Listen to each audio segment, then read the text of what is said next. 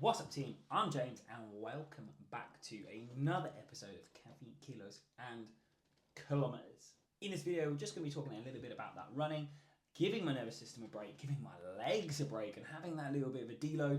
I completely forgot to film and edit the last Caffeine, Kilos and Kilometers where we had that little update, so we're going to break this into two, so stay tuned for this one and look out for episode 2 of this coming out in quick succession. So, diving into this running with this quick update here, backing off that volume big time, so not hitting the long run or the long run for like 10k, not the longest run in the world, but it was for me as I upped that volume considerably over the course of January. So basically deleting that whole session, but also my calves were pretty wrecked after a tough interval session on a Thursday, so I had to cut that short by one interval. So I think for me, this was a nice opportunity to pause, reset, give the legs a break because they were feeling heavy, but also that just the body as well, the central nervous system, deload that stress.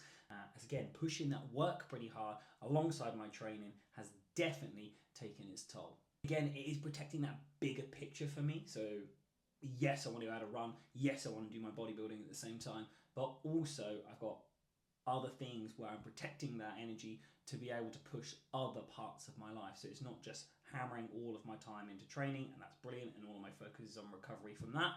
This has been a big part of this balance and control. So giving that space to be able to do both things effectively and knowing when it's the right time to pull away and knowing when it's the right time to push forwards again. I've definitely leaned into that recovery side of things, not just mentally, but physically. Spending some time doing some recovery-based sessions, but also for me a mental deload of getting into the sauna, but also those physical benefits of just feeling looser, having time to unwind, so that mental and physical deload from that stress, being able to recover and just not having anything to think about at the same time as like just relaxing.